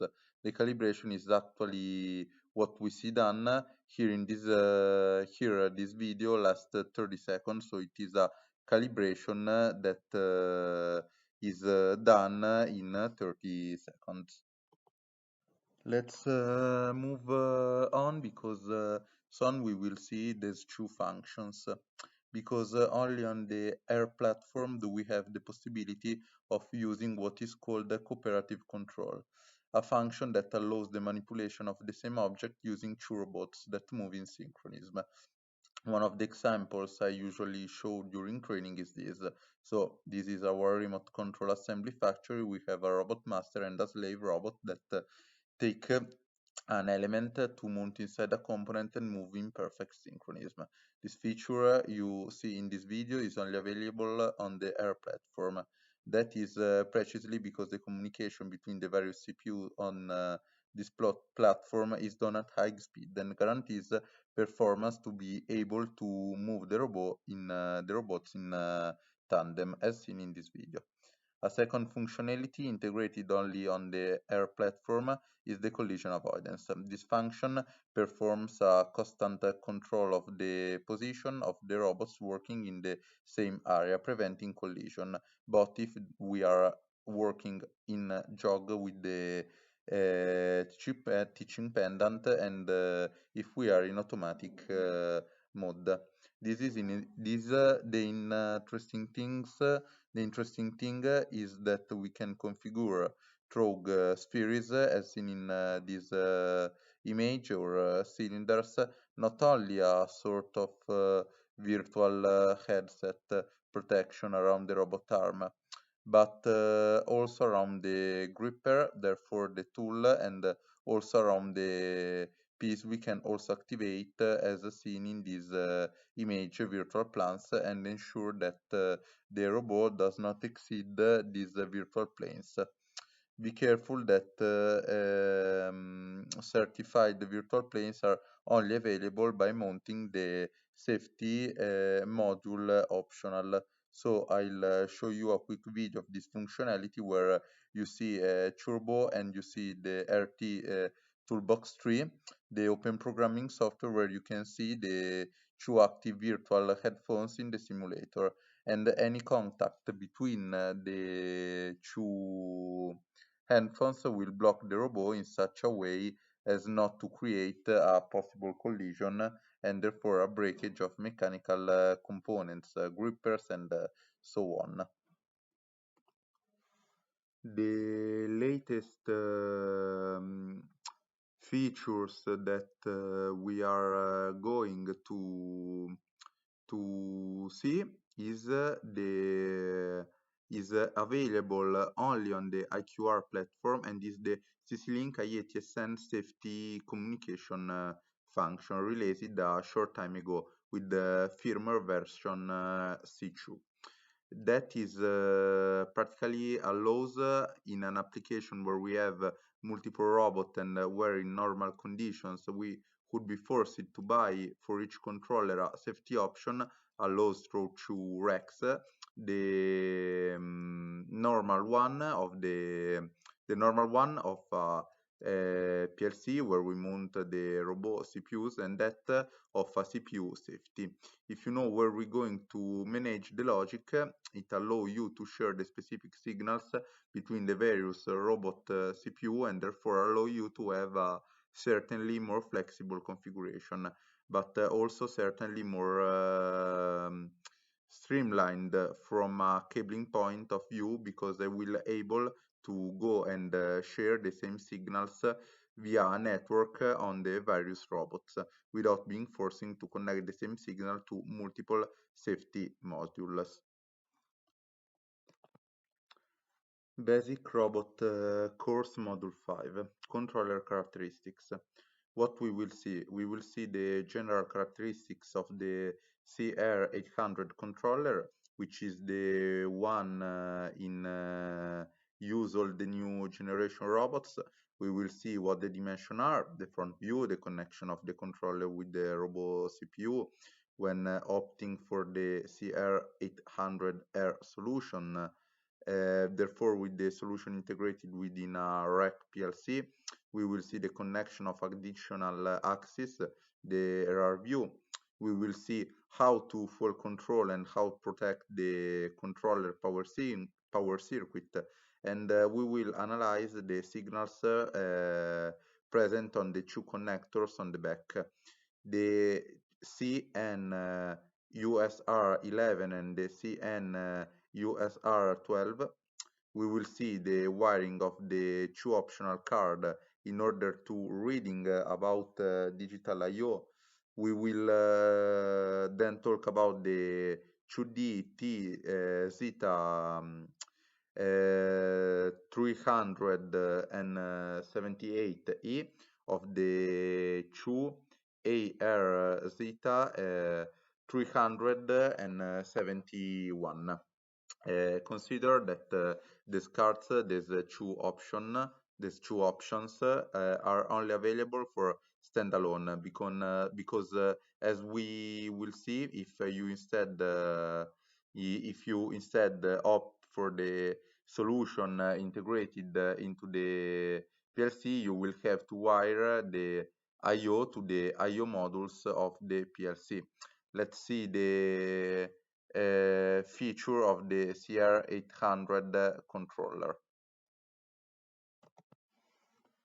First of all, let's always talk about R&D model. They have the characteristic of being able to save 39,000 position checked. The maximum number of program lines, therefore the total number of program lines that can be saved inside the robot CPU is 78,000. Please note that the comments lines are also counted in this 78,000. Then the comment is counted in the number of lines. We can have up to 512 programs. At this point, we have a difference between the R series, which can manage a maximum of 8,001 which can manage a maximum of 8192 inputs plus 8192 outputs. This is a figure relating to the world of PLC, so having a PLC rack while also purchasing a series of expansion racks connected to each other. We can reach up to a maximum of 8192 I/O for standalone. Soon we will see that the connection, the maximum number of input and output that can be managed is 256. But you are already 256 in a robot application are extremely large number as far as is concerned. Instead, on the wrist we have 8 input and 8 output on practically all the models, including the collaborative one, with the exception of the 2 kilogram anthropomorphic robot, which it has 4 inputs and 4 outputs, which wouldn't even be on the wrist because we have the 4 inputs on the wrist and 4 outputs on the base, where 4 valves are expected to be mounted. On the front of the controller, we have two slots to mount optional card. We will see this in a bit when we go into detail about the front view. In the rear part, we have the connector for the power cable at 220. We have connectors, CN1 to connect the robot cable, then the cable that connects the controller to the arm where the power of the motor and encoder signals travel, and we have these two connectors. On the larger one, we will wire the emergency, the gates, the operating mode selector. On the smaller one, however, we will have dedicated tracking functions. Basically, all tracking we will see that we will have the possibility of connecting both incremental encoders and fast inputs. Tracking, which has been schematized in this diagram here, where we typically have one or two encoders, depending on whether the speeds of the tapes are the same or different, in order to have feedback on the speed of the tape, plus a series of other objects. How can they be sensor if you have sensor tracking, or vision system if you have tracking with a vision system? Among the features of the CR800 must highlight another extremely important aspect. The controller has a multitasking architecture. This allows multiple programs to be followed in parallel, assign each of them a pre-established priority, even if they are all the same. Up to 32 programs can be controlled simultaneously, therefore multitasking. This could be a working scheme of what we could find inside the cell, where we have a program that manages the movement, of the robot. A program that manages the conveyor for the advancement of the pieces, but these programs must be run in parallel with the handling, because the advancement time of the pieces must be covered. In parallel, we have to take images, so we can wait to take images in the robot sequence, but it has to be something done, an action done in parallel to the movement of the robot to save time, and there could also be a for task where, for example, where there is a communication made from the PC to the PLC. These four tasks, among other things, can function in various models. First of all, as model, they can be executed only once. So my program is processed for one scan, or it can be repetitive type. And the start conditions of these tasks can be of three types.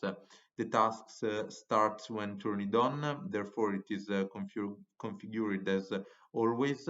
The task starts in case of error, and then it will be configured as conditions error, or the task starts following a start command, which can obviously arrive via fieldbus, digital I/O, or an HMI.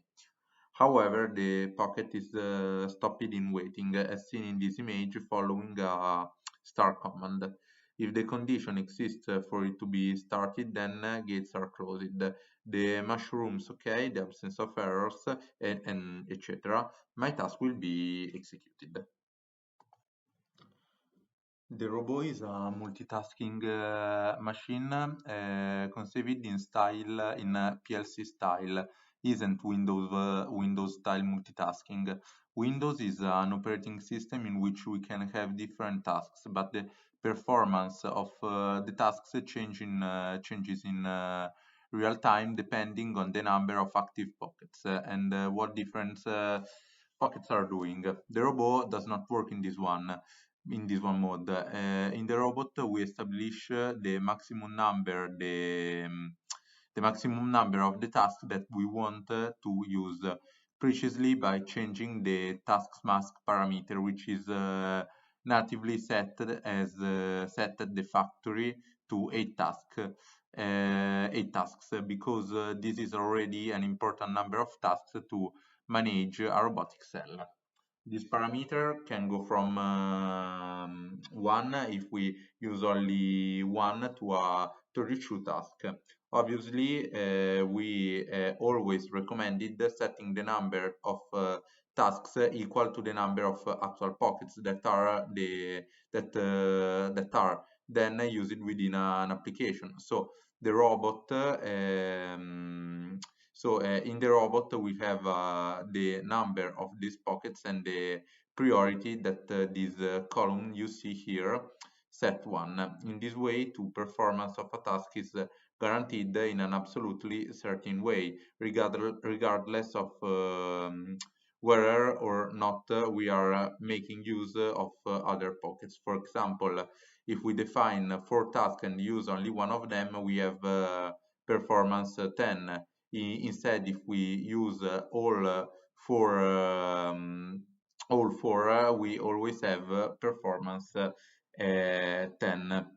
The robot controller pre-allocates its resources in such a way as to guarantee the performance of the task execution in an absolutely certain way.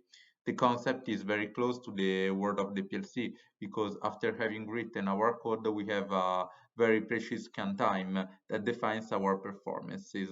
Therefore, it guarantees us the same performances if we work with only one allocated program, but for tasks defined or with 4 programs allocated with 4 tasks. In general, I advise you to reduce the number of tasks because have free pockets. Having free pockets is still important. Therefore, the controller guarantees the execution performance of the controller. The same performances regardless the number of tasks that we are going to use. But by reducing the number of tasks, the execution performance of the controller itself increases.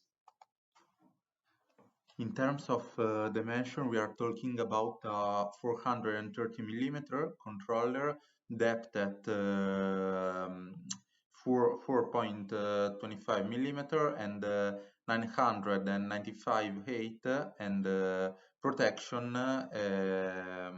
EP 20. So it was designed to be placed in an environment such as electrical panel inside an electrical panel. Is however an EP54 control container is available if the controller must be placed outside and outside the panel and the environment in which it is installed, and an environment where there could be dust or agents that could get inside the controller. But it is true that there is a filter in front, but this filter serves to retain the dirty area before being fed into the controller for the cooling the of the before the for the cooling the motherboard.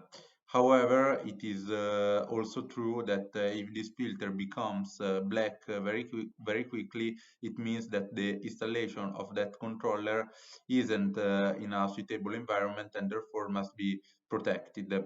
The weight is 12.5 kilogram. It can be installed both vertically and horizontally, and here you also see the shape of the feet because the feet you find in the lower part were designed to be stackable on the controller below, so I could create a controller tower. Let's see the front view of the control unit. What do we find starting from the left? The number one is the status LED of the controller, and practically in the status LED we will see 4 small LEDs with 4 different colors. We will know if the controller is powered, if manual or automatic, if the controller is in error, and if the controller is ready. Then we find the IO fuse on the wrist, which is 1.6 ampere fuse from the LM. Is a 1LM16 series. We find the XT1 connector, which is used to connect the expansions. The connector number 4, which is the RIO, typically used either to communicate with the safety option or to communicate with the 32 expansion modules, which we will later see as the 2AR Zeta 306 and 71. Then we find 3 optical fiber connectors. Number 5 is used to communicate with the CPU. Number 6 is used for future implementation. The number 7 instead is not used. It is used to connect the added axis, right about the robot to connect the force sensor that communicates with the controller through a optic fiber cable. Connector number 8 is a mini USB for RT Toolbox 3 programming if you are using a standalone controller, because in the case of a robot with the CPU inside the rack, we could have to program the robot through the CPU of the PLC. We find a USB connector 9, which is used to connect a USB stick and then perform firmware updates, for example. However, if we were always talking about standalone, because the firmware updates of the R series are done directly on the external CPU. We find connector 10 there, which is a LAN for Ethernet communication. So we could have programming towards RT Toolbox 3 or implementation of CC-Link AFL Basic towards a Mitsubishi PLC. This LAN is only used in a standalone controller because on the robot CPU we still have another Ethernet port that can be used to attach and connect any vision system. The last connector we find on the controller is element 11, is an SD card which is used to both firmware updates but also to download logging data that is generated by the controller in case of anomalies or faults. We find the dust filter on the front. To change it, you will need to remove this small screw, the teaching box connector, 2 slots for the optional cards, and also the screw for grounding the optional card. The grounding of the controller, 220 of the controller is located on the back. The side screw are for grounding the optional boards. And R series is the robot CPU. It takes place through a cable using the Mitsubishi proprietary SSCnet3 fiber optic network, which is connected on the OPT1 connector on one side of the controller, and on the connector CN1 one side of the robot. How do you see on board? I don't have a programming USB, and therefore I will do the programming either by going to a switch where I have connected all the various Ethernet cables, or by using the mini USB that I have on the PLC. On the CPU PLC, this Ethernet can possibly be used to attach a vision system, for example. Here you can see the fiber optic connection between the controller and the CPU. Communication between the controller and the additional axis of the MRJ4 series takes place, as we were saying, through an optical fiber, which is instead connected sorry, on the axis connector on the controller side. We can connect 2 types of drives and that are the MRJ4B and the MRJ4W WB, where the W are in fact multi-axis. The important things to know is that all drives must be equipped with a battery for maintaining the absolute position, and the main comes. It is achieved by making an inter-exit cascade connection between the various drives that we have. We can connect maximum 8, and which will be divided into what we call 3 mechanisms, therefore 3 machines. 2 axes can be interpolated with the robot itself, so 6 axes will become 8, and the other axis in a group of 3 can have an interpolation between them, creating the 2 machine and 3 machine. As for the rear view of the control unit, then we have the single phase 220 power cable to connect to AC in. Therefore, the power encoder to be connected to the connector 1. Usual 2 connectors for wiring the safety and tracking functions. The data cable supplied with the packaging is a 5-meter cable. There are also optional cables which must be replaced with the supply data cable. Therefore, they are not extensions, but replace the supply cable of various lengths, both for mobile installation and for fixed. Note that these two connector, the CN USR 11 and 12, have spring terminals. So no tool is needed to wire these connectors, which in the past were or solder or screw have been simplified by using the spring terminals. As regards the power supply of the controller, a differential magnetothermic switch must be used. Shown here is a 10 ampere bipolar switch and 30 milliampere differential, complete with terminal covers, and the cable supplied is a 3-meter cable already pre-wired. It has LEDs that we can cut to be able to insert a plug or to be able to go directly inside of our protective device. The earthing must be done, as we said before, on the back of the robot and must be prepared by the customer. We also find a filter for AMC, TDK brand filter. As regards the CNUSR11, we find the three inputs which are safety inputs. Therefore, on the signal, therefore on these three inputs, we must wire on the double channel. The emergency mushroom contact, the door contact, and the automatic manual operating mode selector. Please note that all these three inputs are inputs that can be configured either in category 3 or in category 4. The factory default CR800 controllers come out in category 3 performance level D. To move to category 4, it is necessary to set a parameter called TPOAMG at value of 1.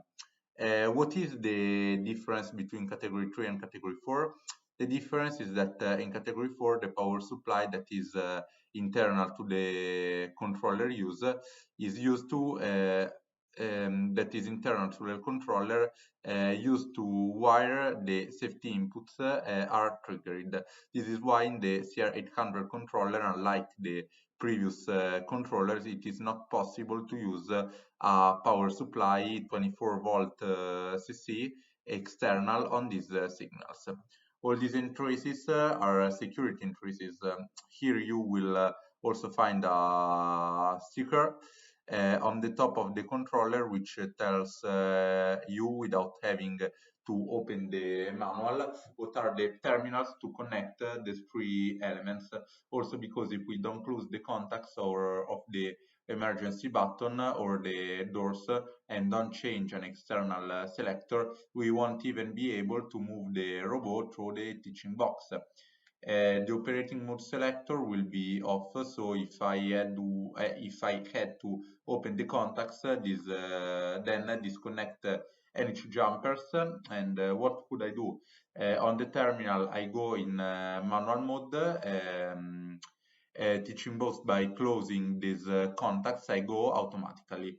However, on the same connectors, we also find output signals. Be careful that all the outputs on the CR800 controller are not signals. They are not safety signals included. For example, the output relating to the emergency mushrooms, because we will have 4 robots output in error. Robot impairs to manage the additional axis, robot in emergency, robot in automatic. I say the signal of robots in emergency, among other things, is not the signal that comes from the mushrooms of the teaching in the box, but it is a cumulative that tells me that the robots are in emergency. It could be an emergency because an external button wired to these pins here, therefore to orator to 14, 30, 7, and 23 has been pressed. or it could be land pressing the teaching box mushrooms. We don't know. So this output tells us that the robot is simply in emergency. Be careful, all these signals should be wired with shielded cable. With a shielded cable, also installing a ferrite at a distance of within 30 centimeter, as seen here in the image.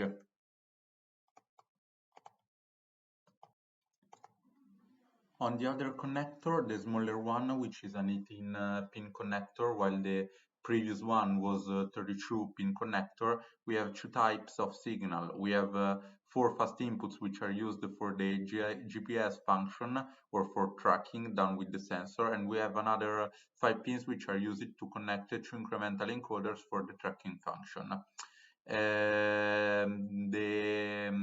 But what kind of encoder?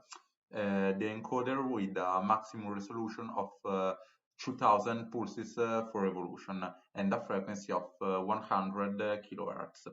Please note that we are talking about encoder and therefore tracking managed of the standalone, because when we want to use the robot CPU inserted in the rack of the PLC, the encoder will have to be connected to a special card, optional, which must be installed in the rack of the PLC. Let's see what the digital I/O are instead. We have two solutions. The most used one is to buy the two DT Zeta 378, which is a card among other things given free in the packaging of the compact version. So both the RV8 and the RHCH already have this card supplied, complete with its connectors.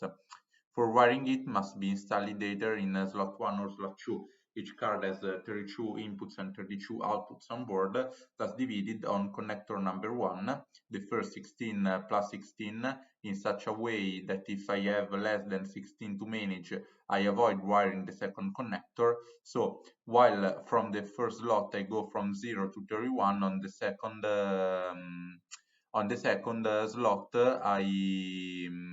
I go from 32 to 63 for a total of 64. It is also true that if I go to manage a field bus on one of these slots, I don't have the possibility to mount to install more than 60, more than 32 I/O, because a slot is occupied, for example, by a field bus or by a Melfa Smart Plus.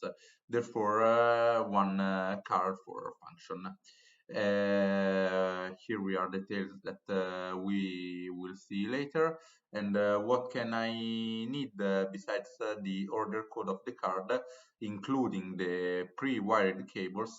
Here you will find the two examples, one 3 and one and one cable of 5 meter, because there are 40 pin connectors that are not easy to wire. Wiring consists of solder connector, most customers also prefer to purchase the pre-wired cable. We are talking about inputs and outputs that have refresh of, we are talking about inputs and outputs that have a refresh of 3.5 milliseconds. 3.5 milliseconds bottoms, and as seen for the inputs on the wrist, the maximum load we can have on the output is 0.1 ampere. So so for higher loads, it will be necessary to decouple the output with a solid release state. Here you see the color of the pins of the Q40 CBL cable, which is then used to create our electrical diagram. So there is the correspondence of the pin with the signal, and the coloring, as we can see, we will have on the we will have both the command of the inputs as regards the outputs. We will have both the common and the 24 volt of the outputs. And why does it have to come from outside? So while in the inputs I arrive with a positive, but I have to bring in the reference, the 0 of the inputs. For the outputs, I have to wire both 0 and the 24 volt, and these cards don't have one. They don't generate a power supply from inside, so I have to bring a power supply from outside. This is the first difference between those on the wrist and those plugged into the option card. On the option board, they require an external power supply. Those on site use an internal power supply generated by the controller. As regard this other optional 32 module called 2AR Zeta 371, this module allows us to reach the maximum number of I/O on the controller, with the number of I/O on the controller at a maximum of 200 and 256. These modules are designed to be connected for a maximum of 8 on the Rio connector. Therefore, they are managed with this bus called remote I/O Rio, and here you will find the various ordering codes, because here you will need the object code, obviously in PNP source logic. Also in this case, you will find the codes for the pre-wired cable. For the pre-wired cables, same characteristics as the other modules with the same loads, same time as refresh. So if we had used or occupied the two slots on the controller with the optional cards, we can still manage the I/O to be ready by the robot via the Rio bus. Attention, I repeat that in the case of a configuration with an external robot CPU, the I/O will have to be wired to the rack of the PLC. Therefore, the I/O cards will be the cards by I/O of Word PLC.